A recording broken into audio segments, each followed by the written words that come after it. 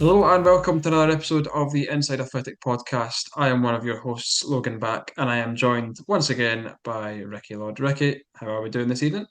Yeah, I'm good, mate. Thanks very much. I'm enjoying this Saturday, Tuesday football. Get me out of the house. So, it's all good here. How about you? Yeah, not too bad. As you said, a lot of football going on at the moment. A lot of games to look forward to. And yeah, it's going to be a busy end of the season. Yeah, looking And forward to games, not looking back on games so much. Looking forward. yes, of course, of course. In this episode, we're going to be talking about our recent run of fixtures since we last recorded the podcast. We're talking just after the Partick Thistle game on Tuesday night there, ahead of the Queen's Park game on Saturday. The signing of Aston Oxborough in goals, who made his debut on Tuesday night. Nuruddin's first goal for the football club, a good moment for him and a good moment for the club as well. Scottish Cup draw, Aberdeen in the quarterfinals at KDM Group East End Park, set to be a big occasion, a big crowd, and something we're gonna chat about, and also a few of the injuries in the squad. We'll give an update on that and our thoughts on that, as well as our special guest on this episode is none other than Dunfermline's left back Robbie Fraser, who speaks about his time at Rangers, his time on loan at Livingston, and now here at the Pars. So we'll start, Ricki. Um, we'll just touch on the recent run. Uh, Probably after the St Johnstone, the win away at St Johnstone, up until Tuesday night's game against Partick Thistle. We won't mention too much about the defeats on the way, but it was good to at least stop the run on Tuesday night against Partick Thistle, Ricki. Yeah, it's obviously let's not sugarcoat it. It's been a tough February. I think the last episode we did, Logan, I said it's a great time to be a Pars fan, and it's been downhill ever since. But no, tough, tough fixtures, tough results to take. Um, it's been poor. Some of the performances looked a wee bit. I thought were better than the result would suggest. Certainly in our growth, I didn't think we were worthy of a 4-2 loss. A couple of good goals from us, and obviously individual mistakes which have been highlighted for that game. And then the Thistle game, I think it was a really really important point, Logan. I don't know about you, but it kind of felt like right, we've stopped the rot. We were maybe a couple of minutes away from four defeats in the league in a row, and that's really difficult to bounce back from. But that point just feels like right, reset and sort of start looking forward. How did you sort of analyse that? Yeah, I think a last minute equaliser can boost a bit of confidence. Um, that it shows great character in the team that they can come from 1-0 behind and then 2-1 behind to eventually get a point in the game. I think obviously, as we mentioned, we're going to talk about Nuruddin's goal. Delighted for him to get that goal and the celebration. I was happy for him, and he's been great since coming to the team, and he's adapted to Yeah, Scottish football really well. I asked the manager this morning in his pre-match interview just about how happy he is for Nuruddin, and he said he's settled in well, and he's right at the heart of that defence, and he's settled in nicely alongside Kieran and Jeremiah in the heart of that defence. yeah. I mean, he's come in, hasn't he, Dean, and kind of been a bit of a revelation. I think once he got his first start, he's not looked back. He's looked solid. He's young. We know. I think Pals fans are quite appreciative of the fact that he is young and he will make the odd mistake, but in general, he's looks a really, really astute signing, and I think we're all looking forward to seeing just how far he can go in the game. And his goal on Tuesday night was it wasn't the best finish. It wasn't a 40-yard screamer by any stretch of the imagination, but yeah, great for him, and really good to see a smile on his face as he wheeled off in front of the Norrie. Yeah, I think both goals certainly were scrappy, Yeah, but we'll take it well after count. after the run we've been on. We'll take the goals, and it's something probably that we're try to score the perfect goal at some times, and we're trying to maybe not overplay rather than having a shot from distance at times. So it's nice that we've kind of scored these scrappy goals, and we'll take the point and move on to Yeah, Saturday. it's something that we've struggled, I think, to do all season is I think our home form. maybe ties in with this is when teams are sitting in against us, we find it quite difficult to break them down. And sometimes you do need that sort of bit of luck, the deflected goal or the scrappy goal, just to sort of take the pressure off a bit. And Tuesday's game, perfect example. When you went 1-0 down, you thought, here we go again. But I thought the lads dug in really well.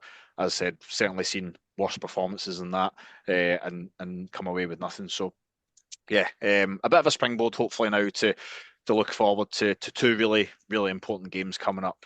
Saturday against Queens Park. Queens Park coming into a bit of form, and I think is it both draws this season are games against Queens Park. So obviously two sides that are fighting against each other, similar places in the league. But I think Logan, for me, the thing in with this league is you're always like just two bad results away from a crisis and two or three good results away from a promotion push. It's just the nature of the championship. And hopefully over the next couple of games we can get a good few results and start looking back up the table. Yeah, I agree.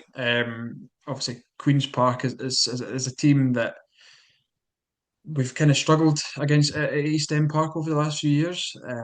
I'm pretty sure since we came up from the Championship, or came up from League One to the Championship, we've not beat them at KDM Group East End Park. So Saturday is probably the perfect occasion to do that. And yeah, at Ross County on Tuesday as well, another tough game. A team that we've had good games against so far this season.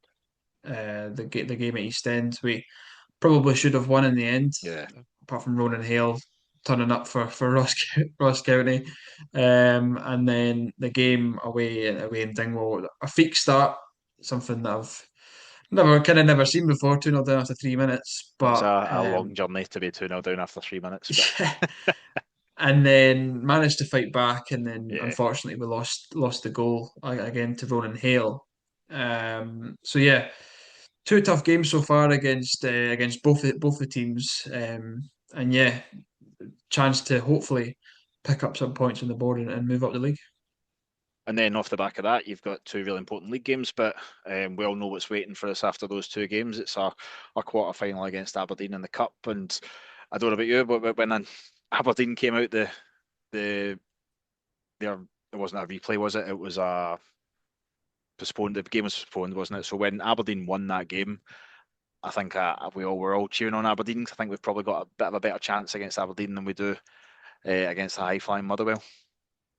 Yeah, I completely agree. Obviously, there were a few red cards in that rearranged Yeah, I cup wanted tie. more red cards. Get as many people suspended as possible. Full boy suspended. Aye. Yeah, really good draw. Happy with the draw. I did want a home draw. Yeah, Would would have taken. I think after the Hibs game, a lot of people said that we would take any team at KDM Group East End Park. We've got Aberdeen. We'll be happy with that. They've obviously already sold out their away allocation, which is great. Season tickets are on sale right now for season ticket holders, and then they go on general sale tomorrow. So I'd imagine there'll be a big lift in the crowd numbers for tomorrow once they go on sale. And yeah, Saturday night on the TV. There's no better occasion to play, and I think the players have kind of, it's been said that they've kind of stood up to the challenge when playing in these big games this season, and it doesn't get any bigger. It doesn't get any bigger than yeah, this. A chance to go to Hampden for certainly in a cup competition for the first time since 2009. So a great opportunity for the lads, but there's no denying it'll be a tough game.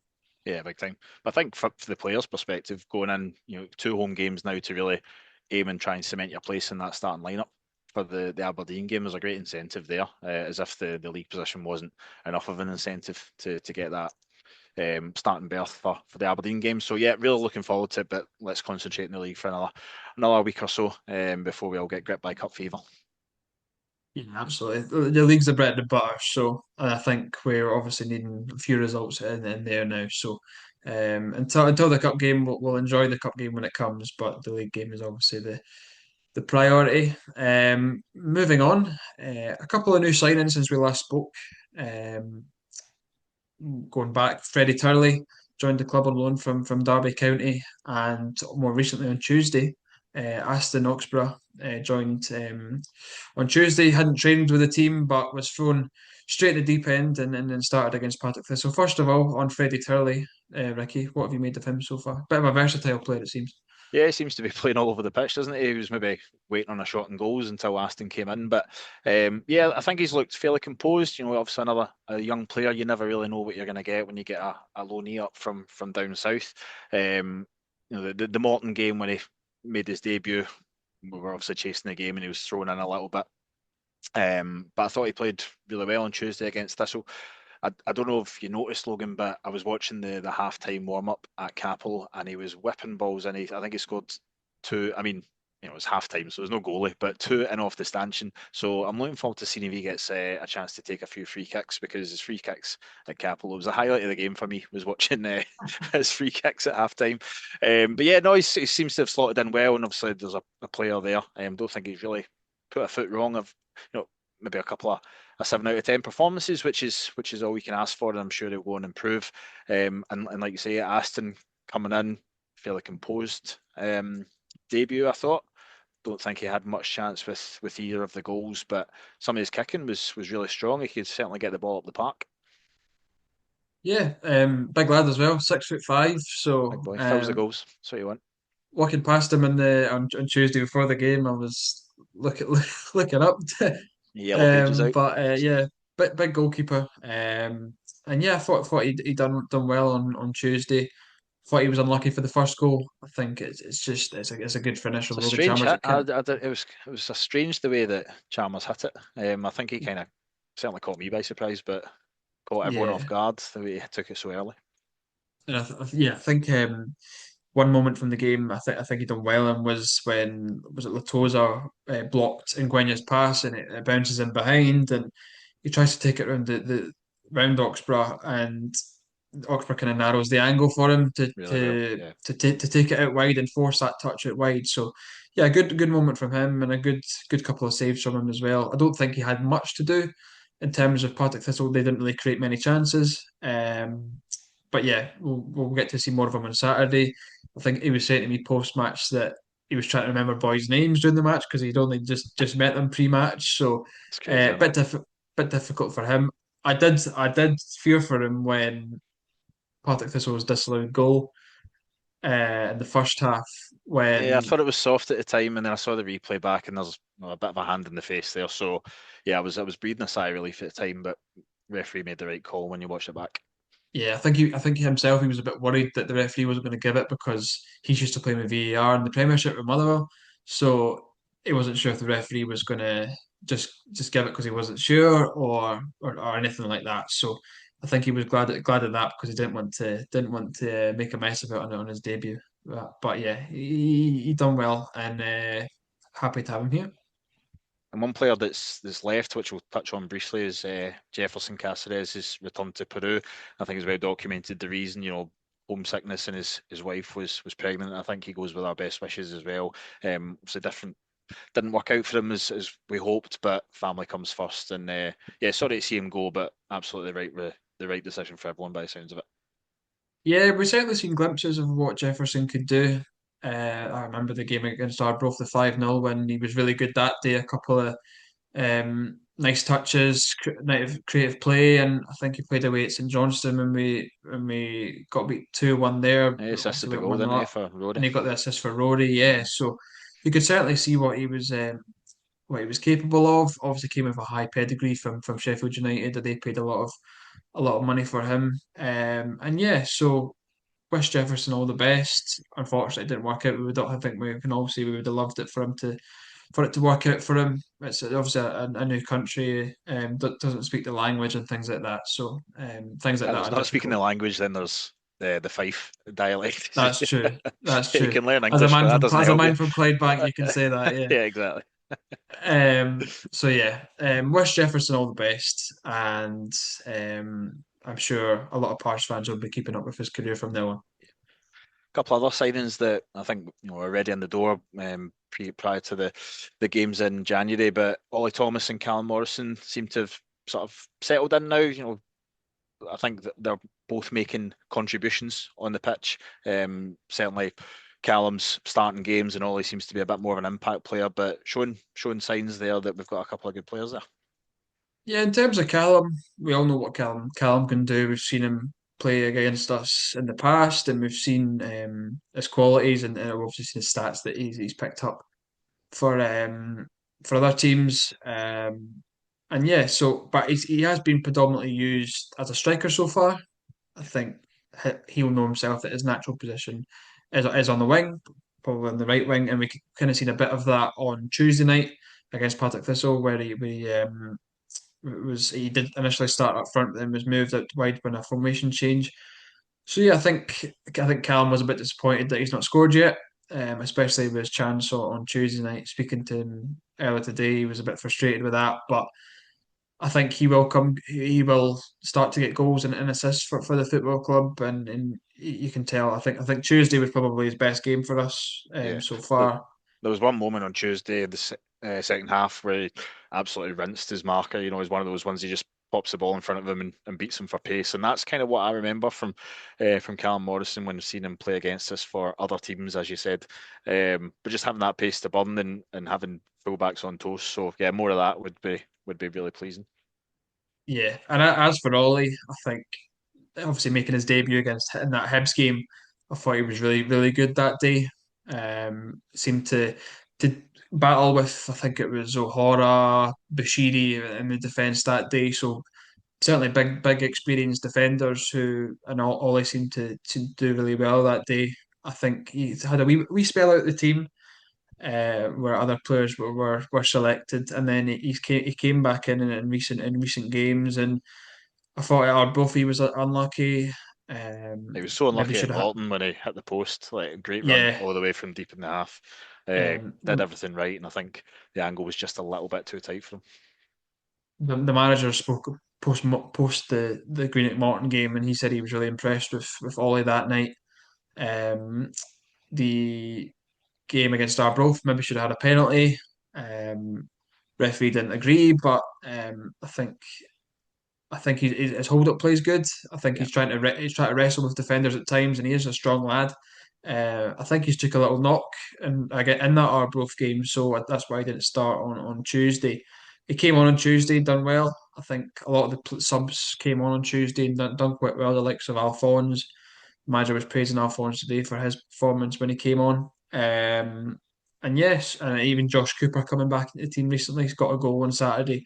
So and obviously that got the cross in for the equaliser on Tuesday. So yeah, Ollie's settling in well, I think, and hopefully him and Callum can get their first goals for the football club soon. absolutely. Talking of players, we've got a few injury concerns. Obviously, Zach, we know is going to be out probably for the rest of the season. A really nasty shoulder injury, and that happened right in front of me, and you could see as soon as it happened, his arm was in a bad way. So, really sorry for Zach. He's just not had the lucky run for injuries this season. But maybe we've got a wee update on Ewan and Rory's injuries. Yeah, I think Rory's got a sports hernia, so he is requiring surgery for that injury. I think we're hoping for him to be back sometime in April. So hopefully we see Rory before the end of the season. I think he was one of certainly in the first half of the season he was a bright spark, scoring away at Arbroath, scoring away at St Johnstone. Still obviously a very young player, a very very promising player, creative player on the wing or can play through the middle as well. So hopefully we can see Rory back for the end of the season. Albeit I think well, he is contracted for next year. So um, we'll see Rory back next year. Hopefully all the surgery goes well for that. You and too. I think he's picked up a knock on his ankle. So he requires surgery as well, I believe. So I don't think he'll be playing again this season. So and then obviously John Todd remains out as well. Hopefully he'll be back in the next few weeks. I think when the injury happened to John, I don't think it would be so long, Yeah, it but then seems. it seemed to be quite a serious one. So and he's one we've missed in the defence as well. He had a really Yeah, good start to the season. So although Kieran has done really well in that position as well, so it gives Kieran a bit of competition as well absolutely. when John comes back. But yeah, all the best to the lads with their injuries, and hopefully see a few of them back in before the end of the season. absolutely. Now we've got Robbie Fraser coming up, who has we had a bit of a chat with Robbie Fraser before we came on, and this is probably my favourite interview we've done so far. Logan, great guy, gives a few laughs along the way, and we'll hear now from Robbie and his experience of football so far.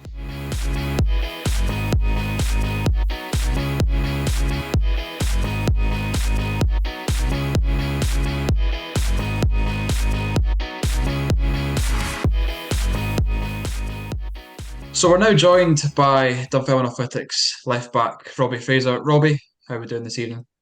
Yeah, I'm really well. How are you doing? Yeah, not too bad.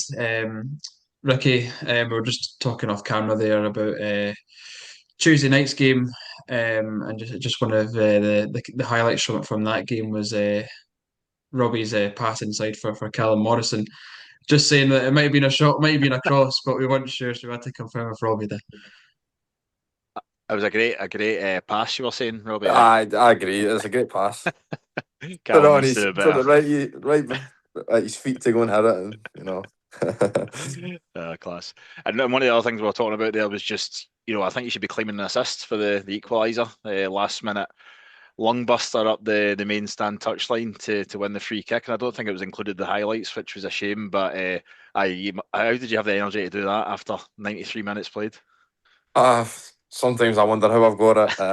But I think it comes with.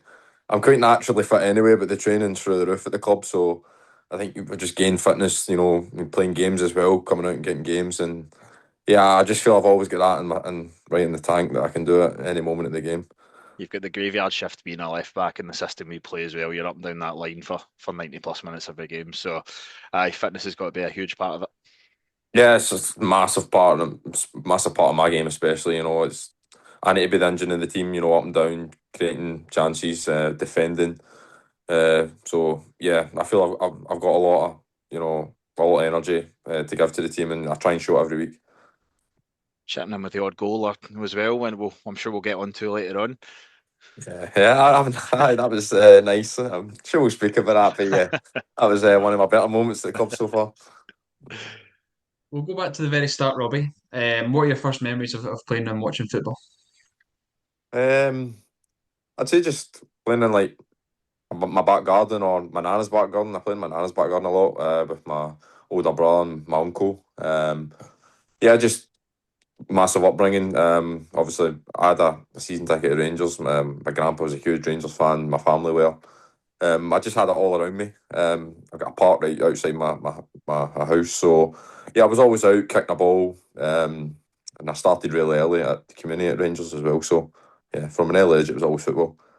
So what was that about age of 7? I think I read that you joined Rangers at that age. Surely you just want to kick a ball about and run about after. It was even earlier, so it was 5 in the community. Wow. I know 5. Just starting primary and obviously going one day a week to Rangers. But yeah, 7 in the youth setup. So I was even a year early. There wasn't a group of like my age. So I had to go in with the 2002s at the time for a year. So yeah, I was obviously one of the smaller ones in an older age group, but it obviously helped me in the long run. And what does that look like as a 6, 7-year-old? I've got a daughter at 6, and I can't imagine putting her through like sort of structured training that you must have went through. What does a sort of day in the life of a 7-year-old Rangers player look like? Uh, Obviously, typical get up at 8 o'clock in school for 9. And then I was home quickly doing my homework. Had to get that done, of course. And then it was straight, get something to eat, and then straight to training for a couple of hours. And obviously, I didn't get back to 9 o'clock at night, and then you were going straight to bed almost. So as soon as you get out of school, it was quite a whirlwind. And when I got in the youth setup, I was like maybe 3, 4 times a week. So yeah, obviously at that age, 8, 9, 10, 11, it's quite a lot to take on at that age. Big time. Yeah. And the way you sort of play in that position that you play now, that sort of left back, left wing back role, or were you at that age it was more just about sort of control and stuff like Yeah, I mean, I was actually the complete opposite. I played as a right or left winger. Growing up as, on 7 aside when I was really young, and then I moved into midfield as a number 10, a number 8, number 6. And then that? when I was, I know, and then when I was about 16, 17, they thought with my attributes that left back could work, because I'm quite quick, full of energy, good left foot, good crossing. So, and it worked out. I played a few games there, and I was like to the coaches, yeah, this could work. And ever since I've been there. Obviously, coming through the system at Rangers, who were some of the coaches that influenced you? Obviously, I'd imagine Kevin Thompson would have been one of them in your later stages of probably the under 19 set or under 18 setup. Yeah, certainly. Obviously, working from like the older age back down, Kevin Thompson, Brian Gilmore, David McCallum were like my 18s B teams coaches. Yeah, they were massive in my development. When you come out that younger age, you're obviously trying to make it in the game. So they were massive, and then obviously younger Malky Thompson was massive.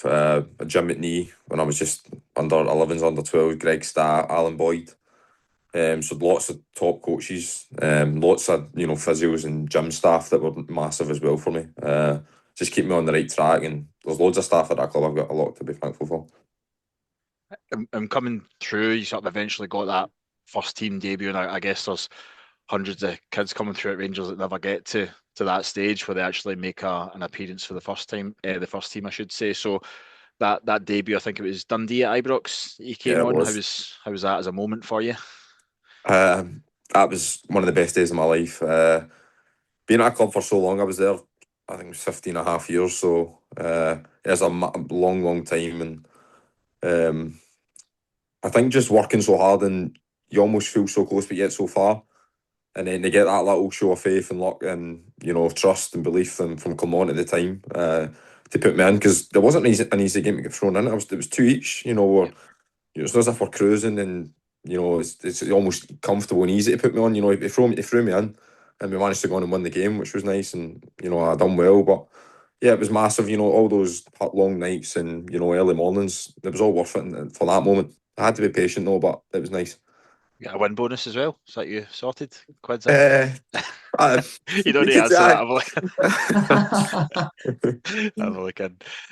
But I know, like you say, you kind of obviously it's your boyhood club, so coming through that whole system to actually finally get that moment, yeah, must have been special. And how did you find the manager at the time? Obviously, Rangers had a few managers. You must have got through a few of them when you're in about the first team, but Clermont threw you in, showed a bit of faith in you. Yeah, Clermont was absolutely brilliant with me when he actually first came in, because I was still kind of training with the first team but still playing a lot of my B team games just to get obviously minutes, and he came in straight away, and to be honest, he was honest with me and he said, we're not really sure with you yet, but I persevered. I stuck in training, and honestly I would say within 2 or 3 months he changed his mind, and that's when he really took me into the squad. And obviously a couple of months later he gave me my debut, which was absolutely massive, and then gave me a new contract off the back of that. So yeah, it was amazing. But obviously the managers previous, the first manager that took me around was Gerrard. I think I was only 17 at the time, so obviously quite intimidating, knowing he's just how he is, simply his name. So yeah, quite intimidating. Then you had Giovanni Van Bronckhorst, you had Michael Beale as well. So lots of managers in there. Come on. So yeah, lots of managers, lots of different personalities, lots of different approaches. But I enjoyed working with them all at different points, but so thankful to Clermont for giving my debut. Also managed to feature in a European game as well. I believe it was Spurs that you played against as well. Who was who were you marking on that? Who's on the right hand side for Spurs that night? That was a crazy night as well. I came on at 75th minute, so a decent amount of time in the pitch. I came on at left wing actually. I came on for Ridvan. I was marking Pedro Porro, and I think it was Kulusevski down the left. So me and Jeff at the time had a work cut out, but I came on at one each again, thrown in, not comfortable at all, and managed to see out the game. I actually got an assist, but it was called offside. I put a cross in for Dessers at the time when he scored, but yeah, I was about to go crazy. But it was amazing. I almost couldn't breathe the first minute or two being on the pitch, because I was just that excited. Adrenaline kicking. Yeah, I made my first sprint and I was like, oh my God. But I settled into the game, and I felt I'd done quite well in the little cameo I got. And that kind of paid off, because a few weeks later you were starting at Tynecastle. So your first start for the club? I was actually a wee bit. That was just at the end of the following season, the season before. Right. So I played Dundee, and then I started the following game against Hearts. But that was a crazy 6 months. So obviously got my first couple of appearances, and then I got a couple more midway, and then I came on against Tottenham and Celtic. So yeah, quite a crazy 6 months. But as I said, come on, he was brilliant with me. He showed belief in me, and that's all I can ask for, because the amount of work I put in, just to get a little bit of appreciation. I think probably from a Dunfermline perspective, the first time that most of our fans will have maybe seen you play is when you ended up going to Livingston on loan. So how did that kind of move come about? Was it a case of you're just looking, you'd had that taste of first team football, or was it, how did that come to pass? Yeah, it was a bit of both. Obviously, you get to January, and obviously it's transfer window, so I had a good chat with Clement and his staff at the time, and they had real belief in me. They thought I could go on to do great things for the club, but they felt just at the moment I wasn't getting enough game time. Like, they obviously put me on in some games, but it wasn't enough at my age as well. I was 21 at the time, so yeah, they just felt for me it was best to go out and try and get at least 20, 25 games like I did, and improve. And he said I would be part of it when I came back. Obviously, things didn't work out that way in terms of his situation leaving, but yeah, it was a massive turning point in my career. Actually, I felt like I needed that. It was good being involved in the first team, but games is where you thrive off being a player. And obviously training towards a game every week was amazing at Livingston. But doing a bit of my research on the move to Livingston, it seemed that it came about pretty quick from Livingston's, and from Rangers obviously wanting to get you some game time, to Livingston having some interest in you. Yeah, it was. So I think obviously leading into the new year, there was kind of a small talk that maybe a loan was like the right option. So Livingston were obviously in contact, and then it was kind of getting sorted quite quick. And then that last minute, Clement told me, "Oh, we need you still in the building. We want you still to train," because the Old Firm was happening. I think it was the 2nd of January. The Old Firm was. So they kept me apart there, because obviously we had injuries. We had an injury crisis. Just had to be on the bench, and then little did I know he was going to put me on that game as well. So yeah, I played that game, and then 2 days later I was coming on for Livingston to make my debut on the Saturday. So it was Bit crazy of a week. change of pace. It was absolutely mental. Yeah, it was crazy, but I loved it. I'm just happy, getting game time on one of the biggest games in club football, and then obviously going out and trying to establish myself. And how did you find working under David Martindale? He's got a bit of a reputation in Scottish football from a player's perspective. Was it a good working relationship? Yeah, I thought it was a healthy relationship. He just demanded absolute best. Obviously, his approach, he just wants to get his point across. He was very rewarding when, if I done well, he was complimentary, but obviously he would let me know if there was something that he seen that was off. And yeah, that approach was good for me in my development. I never really had that. Somebody that was quite firm, but also good when I done well. So it was massive. He showed massive belief. Obviously, I didn't have the games to back up anything, so to kind of throw me in straight away. I think I started 20 games out of 23, so it was crazy the amount of belief he showed in me. And I feel like I done pretty well, and obviously we got the club back up, so it was nice. Yeah, As you that was said there, probably you got sorry, sorry, Ricki. Logan. As you said, you got the team back up to the Premiership at the first time of asking, and the playoff final away at Ross County must have been a special moment for you and the guys. Yeah, that was a massive game to be a part of. The first leg, I felt like we were all over Ross County. We battered them, and then we walked away with one each. We were thinking, oh God, no this, and then we went 2-0 down away, and we're like, oh, here we go. But no, the boys stuck at it, and I feel after almost when we went 2-0 down, it was as if, all right, okay, let's go, and we absolutely battered them the rest of the game. And yes, I mean that's one of the highlights of my career so far. You want to be a part of the biggest games in football, and that was a massive game, and yeah, we rightfully got back up. And at the end of that season, obviously, you then returned to Rangers, and from there ended up coming to ourselves at Dunfermline.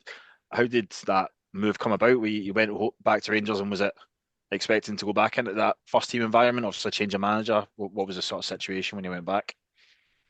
Uh, Obviously when you're out on loan, you obviously maybe don't expect the change of manager. So obviously when I went in, completely different setup, new manager, new coaches. So obviously I was going to almost having to try and re-impress, try and re-establish myself because maybe didn't know much about me, and had a meeting with him maybe 2 or 3 weeks in. He's like, "You're doing really well, and then but they just felt it was right for me to move on, which obviously was disappointing because I went in and I felt I'd done enough out on loan, and I felt I'd established myself, and I felt if I got the chance I could have done more at the club, but that harms. So yeah, it was just trying to, sort stuff with my agent. I had to train a few weeks just separated because there was a little group that were kind of on the cusp of leaving, so I had to train separately and obviously bide my time, and then thankfully a club like Dunfermline came in for me, and as soon as I knew there was interest, I was sold with Dunfermline. So I remember at the time there was maybe paper talk that we were in for you, Robbie, and it was all talking about being alone. And I think everyone, sort of fans wise, was really happy with that. And Yeah. then when it was announced that it was a 3-year contract, absolutely over the moon to get a player coming in on a great long term contract and really sort of establish yourself as the first team left back for a few years at the club. Yeah, funnily enough, I seen the loan link on Twitter as well. You checked your Like, contract saying I thought I was moving permanent. I think it was like 2 days before I'd signed, and I'd seen it, and I'm like, okay, might not be a loan, I think.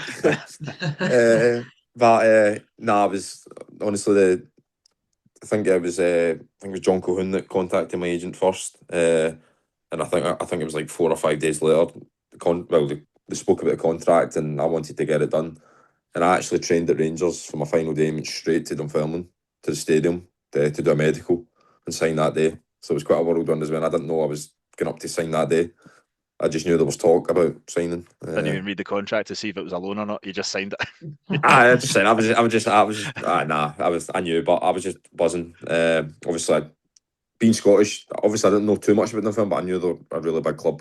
Obviously, with my dad, so I knew enough to know that it was a big club. And obviously big aspirations, and obviously the manager, big talk, like big things to consider. And it's a club that almost feels like it's just waiting for that bit of luck, to push on. So yeah, I felt it was a good environment to come into. So yeah, we've done okay so far, but we want to get higher up the league. I think one thing I remember from the day you signed, I think you signed the same day as Jefferson when he came in, Yeah.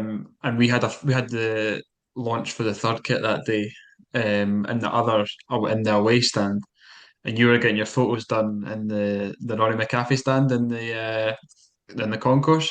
Yeah, And there remember. was somebody that wandered out into the stand and had took a photo from the other end and was like, "Who's this?" And it's just Robbie with a scarf.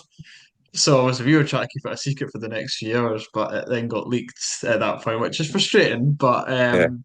But yeah, I think fans were, as Ricki said, they were happy when the announcement came out that it was a permanent deal. You got thrown in at the deep end in the first game, Wraith away. Obviously it was a difficult result, but how was it playing in your first Fife derby in your debut? Uh, I get almost feels like I just kind of thrown in. But nah, I felt I dealt with it quite well. I had a full week's training, so it was quite nice to get a better relationship bonding with the boys. So yeah, obviously you don't really know what to expect. Like obviously if the manager was going to play me or not, so wasn't expecting too much going into the first game. But to see my name put up, that was nice. I felt I'd done well, but I walked away with a broken nose. Uh, really like my ankle was like black and blue. So Welcome to the Fife derby. yeah, so and obviously At least you weren't Andrew that night. oh I know that could be worse. I know. Nah, but it was obviously the result wasn't good, but it was you could just the how intense it was. You could just sense how big the rivalry is. So it was nice to be involved in that game because obviously I've been in big rivalry games before. So yeah, it was nice to get a taster, and obviously the last couple of results against them have been good. So yeah. You mentioned the manager there. Good few months into the season now. How have you found playing under Neil Lennon? And we talked about David Martindale there and being very demanding, but I'm guessing Neil Lennon, similar sort of cut from a similar cloth. Yeah, very much so. Very much so. He's a little bit quieter on the training front, I would say. Kind of lets his staff take the drills or any of their input. He lets them say it, and then he'll come in. But obviously off the pitch, and if we're doing like analysis, he's brutally honest. It was what any club wants because that's how we improve. Obviously, in the moment it can be a little bit tough. But obviously his career, his management career. He's a proven winner. So anything he says, you take it, and you just go and try and work on it, try and be better for him, because he's doing his absolute best for his club, and as players, that's all we can do is do our absolute best. So, good be insight for the fans in that in terms of like the analysis. How much analysis do you do as a team? Is it like everyone into a room and watch the full game back, or is it certain clips that are picked out? So say either the day after or the second day after every game, just depending on when we're in. The full group will be in, or at least the group of players that's played, like the subs and the players. And we'll look at mainly like the talking points, so maybe our goals, or if we concede goals, or just big talking points in the game that we can improve. But then like our analysis coach Matty will actually dissect it and maybe looks at our set pieces or our attacking moments with bits of play to get into goal, or just specifically the shots, still different moments. So we never really look at the full game, because obviously you'd be there all day. Aye, once is enough Aye, sometimes. because you'd obviously watch it talk, because Yeah. you would be there full day. So it's just kind of dissect it and learn as much as you can. And obviously, there's been a few highlights of the season so far. We'll get on to that goal now, away at McDermott Park. I think the manager said he expected it to end up in row F, but I thought thankfully, row F was really corner. specific. Like, I no know. row I Z. I thought it would have been Row row F. Z, but at least he give you row F and not row Z. But thankfully, it ended up in the top corner. Aye, I mean, probably seen my shooting and training or other games and thought, it's going to go to the bar. But thankfully, at that moment, in that time in the game, managed to score. Yeah, I read the situation, and I know I've got the quality in me to do things like that. And yeah, it was nice, and obviously it was nice to be the match winner as well. Obviously, if you score, you're almost in your head like, hope nothing else happens in the game. Hope we So that don't you can just see take the the. glory. Aye, I mean, but you're always kind of like, oh, it'd be nice to be the winner, especially when you're a defender by nature. Yeah. So yeah, it was nice, massive moment, massive game. 3 points, it couldn't be any better, to be honest. It was some strike. I think I was in the behind the goal, and I think everyone was just anticipating you squaring it, Yeah, and not because I knew that there was anyone in the 6 yard box, but just kind of how far wide out you were. And then when he didn't square it and just seeing the ball hit the back of the net, some strike, rocket.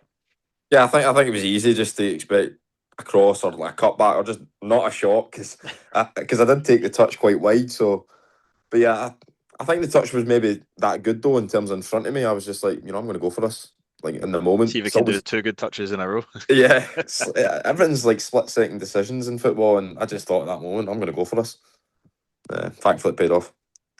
And just before that, we'd had the Hibs game, which we've covered off in a good bit of detail on Inside Athletic. But from your perspective, it's a massive game, full house at KDM Group East End Park. How was that for you to play in? And obviously the last minute winner helped. Aye, it was absolutely incredible to play in. I felt we were more than a match for them. I felt going into the game, I had confidence, I had belief that we could, cause an upset, as they say. But I had honestly total belief in the group of players, and I felt to a man that day we were all on it.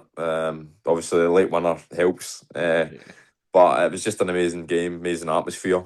Yeah, it was just everything about it was just amazing. We kept a clean sheet, we won the game, and we showed that we're more than capable. Yeah. But we just need to find consistency. That's the problem. Like, we know Aberdeen's coming up as well. Like, we know we're capable, but it's obviously the bread and butter in the league that we're lacking consistency. Yeah, and that's, let's not sugarcoat it. It's been a tough month. A few really disappointing results and performances. And saying that, I thought personally, Arbroath, we didn't play too poorly. Similarly, against Thistle the other night, I thought it was a decent enough performance. And obviously, we stopped the rot with the getting the point. But like you say, Robbie, consistency seems to just be a wee bit lacking in terms of you win 3 in a row and then out of nowhere, the 2-0 defeat to Airdrie kind of takes the wind out of the sails a wee bit. Exactly. Even back to the Rafe game just before the new year, Rafe, St Johnstone, and Hibs, 3 top performances, 3 top results, and then straight into the Airdrie game, and it was a really, really poor performance. I don't know how we get the 3 and then that happened. Yeah. It was just one of those days for us all, and obviously the last couple after that. But we managed to stop a little bit. Decent enough performance against Thistle the other night. feel we earned the point. I feel overall maybe a point was fair. Maybe we did edge it. Who knows? And again, as you say, both, it's easy to look at the result and maybe fans will go, "Oh, well, poor." I think if you were at the game or played in the game like I did, we actually did do okay at times. It was, I think, at least three of the goals were Mistakes. poor. Yeah, at least three of them were poor. So obviously we cut them out, then we had a good chance of winning the game because we scored two great goals. Two massive games coming up, and I don't want to look too far ahead in the future. Obviously, looking at just the next game, but Queens Park at home, we're now kind of in and around that area with Queens Park, so a chance to put a few wrongs right and be moving back up the table. Yeah, absolutely. Obviously, the next game's the most important. That's how we try and look at it. Obviously, we got a good point, but we're trying to recover and go again on Saturday. And as we know that especially these next two games, we're trying to build some momentum going into the cup game. Also in the league, we're trying to get some points on the board, get up the league, and we certainly know these next two games are massively important for the rest of our season. And we've kind of mentioned about that hectic schedule that we've got over the next few weeks, and the manager's emphasised over the last few weeks in his interviews that the boys, that I know it's going to be tiring on you guys, but you should embrace it, the fact that you're playing games and getting out in front of KDM Group East End Park and playing football. Do you see the same, Robbie? Yeah, I do.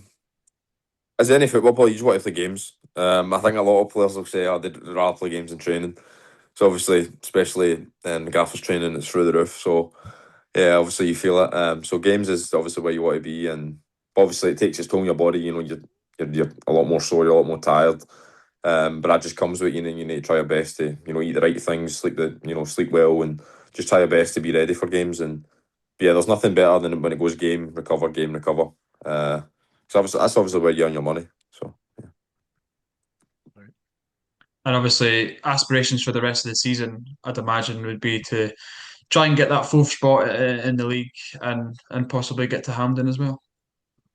yeah, well, I mean, there's massive incentives to play for, loads of things to play for, and as any football player, you want to be playing for things. You want to have a real incentive to play, and we've got two massive incentives there. We've got a huge cup game that again we know we're capable because we've done it previous. And getting to Hampden, and obviously in the league, the playoffs is obviously we're in the mix, but we've maybe dropped off slightly. But we're still in the mix, and if we can get a good run going, then we've got no doubts that we can finish in the playoffs. But it's about just trying to build some good performances and get points and get a bit of consistency going. Perfect. We'll move on now to the quickfire questions, Robbie. So we've got, I think it's around about 10 or so questions for you. I'll begin. What's your pre-match ritual? Uh, Pre-match ritual. I kind of eat the same foods. I try not change to any food. So pasta the night before, and then if it's a morning game, bagel and beans, and then if it's Bagel and beans. yeah, bagel and beans. I don't know if I can get on board with that. Or toast and beans. I just I'm quite Toast and beans, I'm alright with. that's what I'm like. And then obviously if it's a night game, I like to have some pancakes or a bit more pasta. Good man. During the Who's the best player you've played with, Robbie? day. Oh, I'd say I think Nico Raskin was he's a good A really lot of talent. yeah. Maybe in sheer talent, Mohamed Diamande. But I think Nico was just a different animal, training with him. Yeah.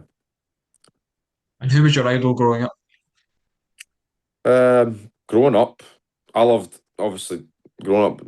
Obviously, Messi's the easy answer, but obviously I went to watch the games with Rangers, so I loved watching like Stephen Davis, Nacho Novo, they types of players. So yeah, I'd probably say maybe a couple in that team, like the 2010s, 2011, 2012 teams, the Rangers. Yeah. We need to move on from ex-Wraith Rovers player Nacho Novo quite quickly.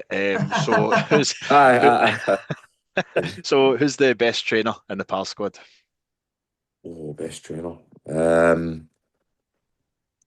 I'd probably say Charlie Gilmore. I think he's quite consistent in how he is day-to-day games, training. Yeah. And who's the best DJ in the dressing room? Or Josh Cooper when he's allowed to be on the tunes. Why is he not allowed? Yeah. Because a lot of people don't like them, but I quite like them. So, You got one fan. aye, it's my Uh, pal. who's got the worst fashion sense in the Pal squad? Oh, I'd probably say Big Dennis. Like, He wears like this very skinny like joggies, but then no socks, so you can just see his ankles. love Uh, it. so I'd probably say then. Aye, That's very dad on holiday, isn't it? aye. You just tell he's one of the older ones in the squad. Who's the most competitive teammate? Oh, competitive. I'd say Hammy. Hammy's quite competitive. He's got a bit of fire and biting him in training and that as well. So yeah, I'd say Hammy. Does he Yeah. get booked in training? Uh, I managed to avoid it.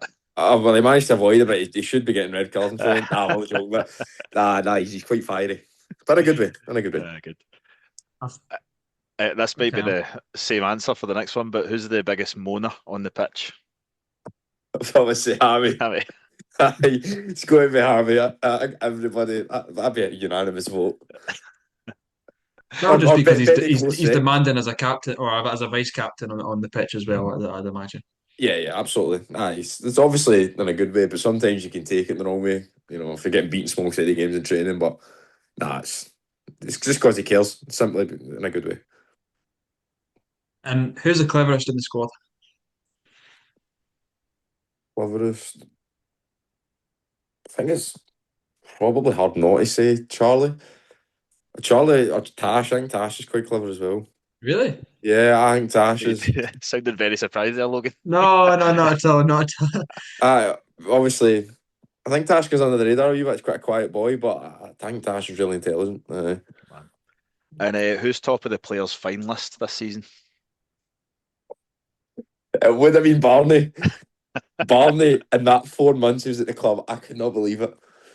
I think now, probably Rory McLeod. Just totting them up. Just late, or you've got like a dice game that we play in the changing room, like in house. Like you just roll the dice if you've done something wrong, if you know your boots are dirty, or something like that, something daft. So I'll yeah, get the next year's Christmas night out paid for. aye. Just that story, man. So we'll move on to our last segment with you, Robbie. So a five-a-side team of players that you've played with. You can choose your formation. You can have a goalkeeper. You don't have to have a goalkeeper, but up to yourself of players that you've played with so far in your career. Oh God. No ex-Range Rovers players this time. Yeah, of course. I don't know whether to put a goalie or no. Obviously, good goalies. I got Butland. Jerome Pryor last year was good. Liam Kelly. I think I'll go Butland and goals. Need a Yeah. goalie. Just let the other four just go and run the game. Go one defender. I'll go. Oh, do I? I'm feeling what you've got to say here. Who did I was going to say? James Tavernier. I'm going to put him in like the three. I'm going to put a 1-3-1. All right, okay, okay. I was actually going to put him in. I actually was. I'm going to go Ryan McGowan. Centre back. Good. I thought Bit of experience in there. I thought he was unbelievable. 36, played 52 games every minute. I thought he was. He's another story about him. Obviously, just Tibby as a professional, brilliant. So I would go Tav as like the right side. I put Nico in the middle. I would go with on the left. On the left, I'd go. Yeah, I'd probably go Diomande. Striker.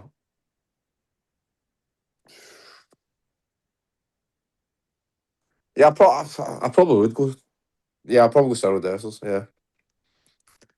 It's a decent team. It's probably beating Matty Todd's team that he picked with no goalie. Aye, Probably going to beat that. probably. Yeah, I mean, there's plenty of Six options. players as well. Did I pick six? You picked six? You picked an extra one. Did I? It's definitely going to beat Matty Todd's team then. Oh, I did, didn't I? I picked 4 out. Aye. Take the deal out. I need the striker in, so Tavin Nico. Right, so Butland in goals, Ryan McGowan, Tavernier, Nico Raskin, and and Dessers. Dessel. And Good then team. next episode for the cleverest player in the squad, we know no one's going to say Robbie Fraser because he kind of counted to 5. I know. I just hope the ref doesn't shame me and win the game, you know what I mean? Perfect, Robbie. Thank you for joining us. We'll hopefully get you some on again sometime in the near future. It's been good chatting with you, and thanks for joining us. Well, I've loved it. Thanks for having me. Come on, Robbie. Thanks very much. Right, guys. Thank you. That's Cheers. that's been Inside Athletic. Thank you for joining us for another episode, and we'll see you in the next one. Cheers.